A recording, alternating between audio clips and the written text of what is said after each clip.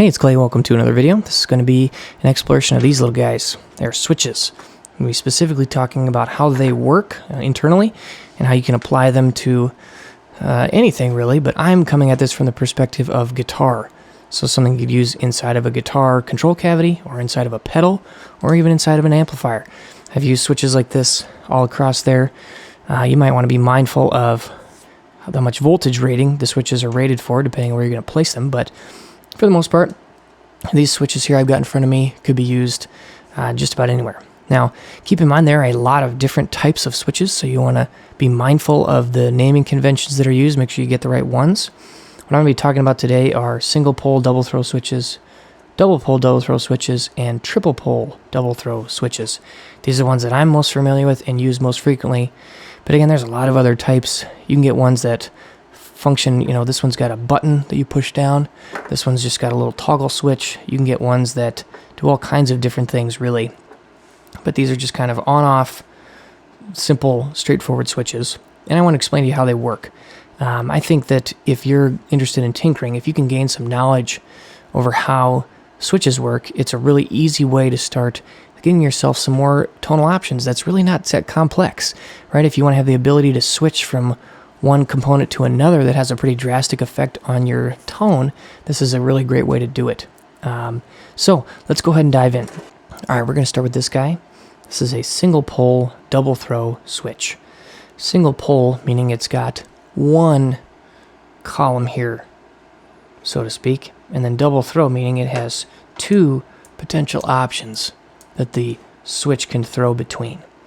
The way I like to think about it is, if you look at how it's actually made up, you can see that this is curved, angled, so to speak. And what happens is when you angle it this way, there's a connection that's being made internally between the middle and this outside lug. And then you flip this and it rockers or goes over kind of like a teeter-totter. And now it flips and it pushes the connection from this middle to this outside lead. Okay? And again, it's very straightforward, just goes back and forth. The middle connection is always live, and it's just a question of whether it's connected to this guy or this guy. So now let's take a look at what would be a double pole, double throw switch.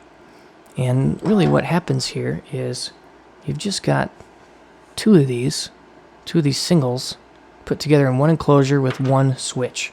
It just gives you some ability to add a second row of tweaking, so to speak. So you can really be changing two variables at once.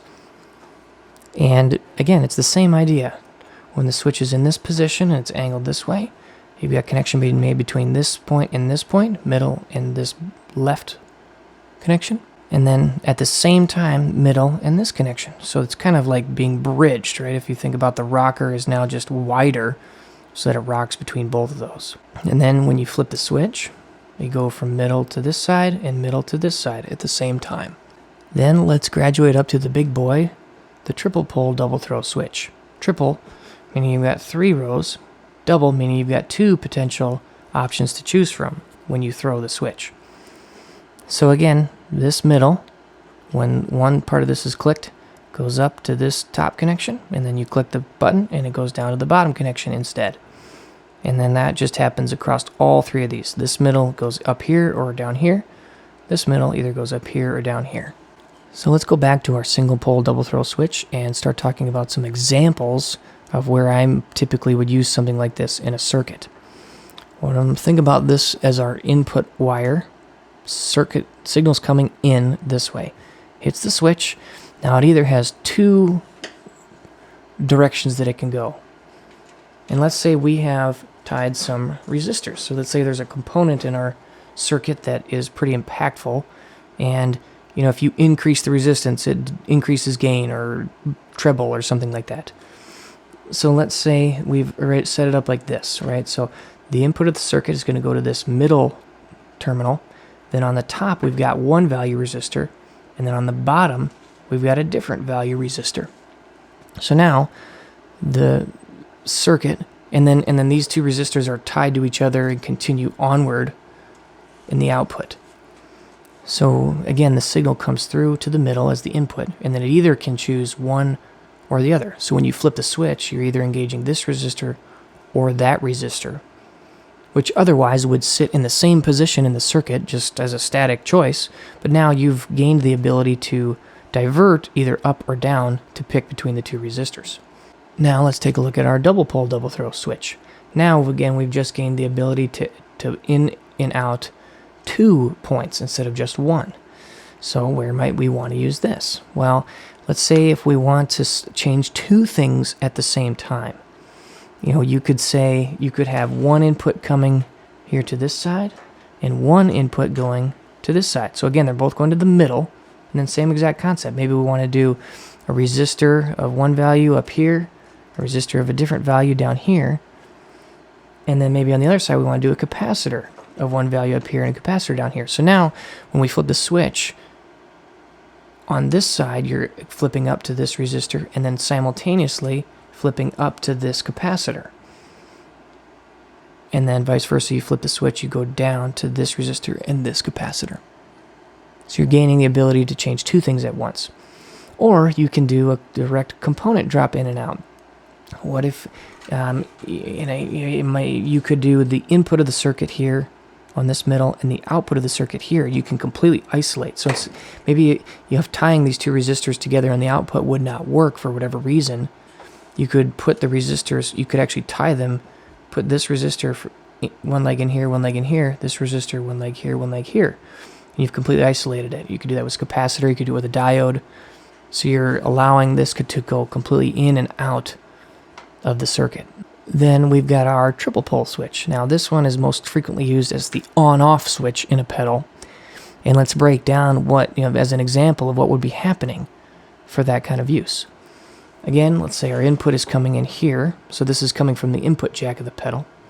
And our output is going out here. That's the output jack of the pedal, and our switch is in between. Well, if we tie this, for the sake of simplicity, now there are a lot of different ways to do it, but they all kind of function the same. Let's say this middle lug here on this side, we put our input. Then our output, let's say we tie it right here. Okay, so now on one click of the switch, it's going to go up, it's going to go up.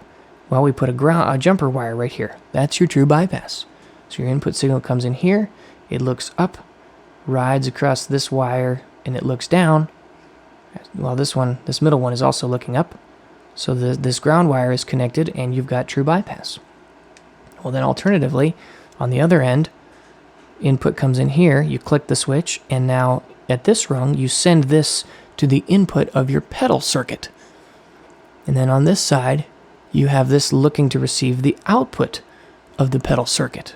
Now that's all well and good, and you could use a switch like this, double pole, double throw, to accomplish that task. But we also sometimes like to use indicator lamps. So if you've got like an LED and a resistor, typically that receives the 9-volt power supply connection to turn the light bulb on. Well, if you really want to sync that up with your pedal, when you are sending the circuit through on this side into the pedal circuit, you want the indicator lamp to be on and then turn off when you're using this true bypass side. What you can do is send your 9-volt power into this middle terminal, and then on this side, the side that's on, you can send this to a resistor and then to your LED. And then on this other side, you could just leave it empty so that when the pedal is off and this true bypass is engaged, the 9-volt does not connect into the resistor and the LED to turn the LED on. So again, just kind of a rudimentary explanation of how these switches work. I think this is something, if you're looking to start tinkering or modding, this is an excellent place to start. You could start with something like the tone control capacitor on your guitar, right? Get a little simple switch like this, single pole, double throw. You look at your diagram, your capacitor's got 2 leads, right? Well, now you want to choose between 2 capacitors.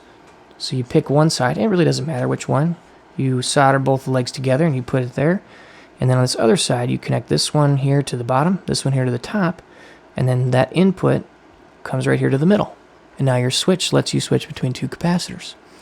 Or let's say you're modding a pedal and you've come to a spot in the circuit where the notes for the pedal build says, oh, hey, you could use a 56K for this effect, or you could use a 100K for this effect. And and you want to try both. Well, this is a very easy way to get both involved in the circuit. Let's go to our double pole, double throw. Let's say you've got some clipping diodes that you want to mess around with. Clipping diodes come in and out. Or maybe you've got multiple, maybe you've got 2 clipping diodes that you need to use. This would be a great, you could put one set of diodes here on this side, one set of diodes here on this side. Or you could have your input come here, the one set of diodes goes up, the other set of diodes goes down. There's a lot of different ways you could do it. But now that you know how these switches work, you can really let your imagination run wild. So hope you guys enjoyed this video. Let me know your thoughts down below, and I'll see you again soon. Thanks, bye.